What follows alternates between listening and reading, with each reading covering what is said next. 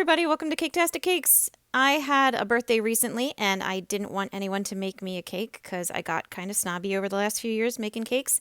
So I'm going to show you how I made myself an orange cranberry pound cake. Now I was excited to try to make this cake because it's something different. I make a lot of chocolate and vanilla, and there's only so much chocolate and vanilla you can eat in your lifetime before you get kind of tired of it. So I wanted to try something different, and this time of year, something, a little more spiced, a little more like, seasonal flavors is nice to try. So to begin my orange cranberry pound cake, I took a bundt pan and I greased it with some Crisco, poured a little bit of flour in it, sprinkle it around, make sure it's nice and coated, and then put it aside, call it good. And my bundt pan is already a non-stick bundt pan, but I figured, the people who write these recipes probably know what they're talking about. And there's nothing worse than when your cake sticks and tears. Ugh. Anyway, all right, now I'm going to start by using cranberries. I got whole cranberries. These are real cranberries out of the produce section. Threw them in my food processor and just kind of ground them up lightly. They're not perfectly chopped or minuscule or anything, but they're chopped up enough so that I could get a cup and a third of a cup of chopped up cranberries. And since I did, make the cake and eat it, it was tasty, I gotta say. I wish I had chopped up the cranberries a little bit smaller. I left them kind of chunky. I wish I had made them a little bit finer, just a little bit.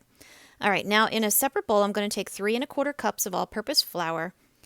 And to that flour, I'm going to add 2 teaspoons of baking powder. This is not baking soda. Please don't substitute. It's baking powder.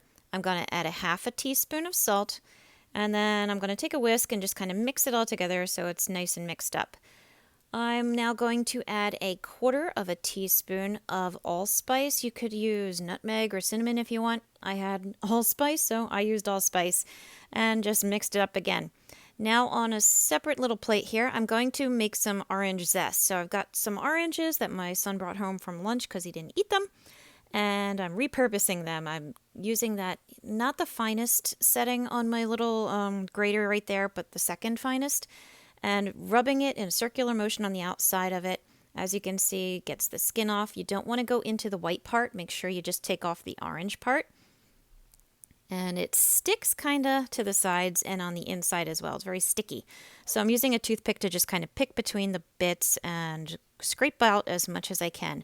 I'm going to need about 1.5 tablespoons when it's all said and done, but for now, just put it aside for a second. Okay, here comes the pound part of the pound cake. I'm going to add 1 pound of butter, or 2 sticks of butter, softened to room temperature into my mixer. And I'm just going to let it mix up until it's nice and creamy. You can see I've got the dry ingredients in the bowl there, right behind it to the side a little bit. As that's going, I'm going to very secretly, because you can't see what I'm doing there very well, add 2 cups of sugar to the butter. There you go. Now you can actually see what I'm doing. So there was 1 cup. There was my 2nd cup. And again, just letting it mix in. I do have this video sped up a little bit, so it looks like my mixer is really whipping around, but it was on the second lowest setting. All right, here comes the tablespoon of the orange zest. So drop that on in there. Let that mix up nicely as well. And now you're going to add 4 eggs. I'm cracking them into my measuring cup to try to avoid any eggshell getting into my mix and contaminating it. And it's usually like, when I'm doing these videos, it goes perfectly. It's like I really could have just cracked this into the bowl. And the second, I try to do it right in the bowl, half an eggshell falls in. So yes, save yourself the effort and the pain. Add those 4 one at a time. Let them mix in thoroughly in between each one. And when you get them all mixed in, gonna pause my mixing right there and give it a little scrape with my spatula. And then start it up again because there was a lot of butter that was still stuck to the bottom. Oh, my child walked by. Okay, now I've got some orange extract. I added 1/2 teaspoon of orange extract to my mix because I really like orange in my cakes. I like citrus cakes. I added a little bit, about 1/3 of the flour mixture there. And I added about, 1/2 cup of sour cream. That's sour cream in there. I'm going to be adding 1.5 cups of sour cream total to the batter. You're going to add it in 2 doses, and you're going to do it between flour doses. So you're going to do like 1/3 of your flour, 3/4 cup of your sour cream, 1/3 of your flour, 3/4 cup of sour cream, and then finish with the last bit of your flour. And as you can see, it's not like a real runny, drippy cake mix. It's kind of thick. I was surprised. I wasn't too sure. I've made different pound cakes that came out, I don't know, a little bit looser or more batter-y, I guess, runny. But this one is a little denser. So once you're done mixing, add your cranberries to it. Get them incorporated as best you could. I found they didn't mix in real well, so at this point I stopped my mixer, kind of scraped everything off, and then just did it by hand, and that really finished incorporating. As you can kind of see right there at the bottom, it wasn't getting all the way down there as well as it could be. Okay, now we've got it mixed. We've got our floured pan. We're going to put it all together. So I'm just plopping it into my bundt pan there. I've got my oven set at 350, and it's going to bake for a little bit over an hour, most likely. 65 to 70 minutes. I start checking things early because I always kind of worry. I've got my batter in there. I'm just going to level it out because, again, it's pretty thick. It's not settling on its own.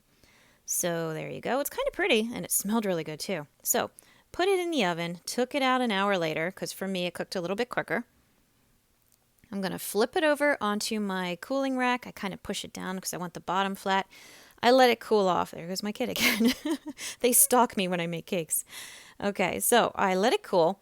And now I'm just trying to level off the top a bit. It's uneven, and I want it to sit nice and flat because it's going to have to be flipped over again. So I'm just kind of trimming off all those scrappy parts there, and you can see they're a little bit crusty too. So good riddance to bad rubbish, right? We don't want that dry stuff on our cakes. All right, so I trimmed it so it's flat now. I have a cake plate there that I flipped it over onto, and now I'm going to make the glaze that's going to go on top of the cake. So I'm taking 1 1/4 cup of powdered sugar.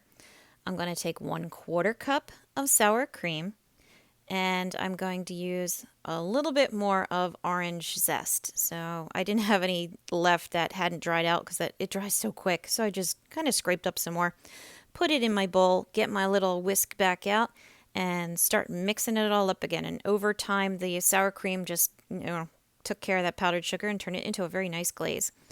Now I'm using a spoon, just kind of drizzling it over top of my cake, like so.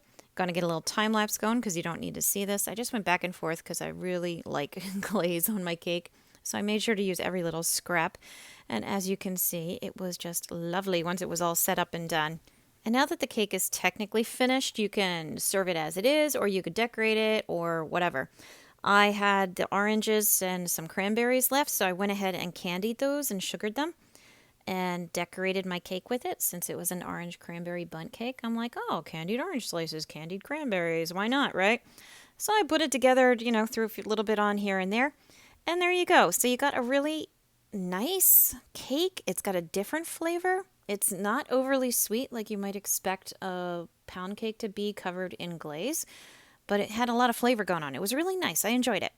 So I hope you found this video helpful. Please like and subscribe because it does help me out. I've got a ton of other videos out there, so please take a look. And as always, thank you for watching Caketastic Cakes.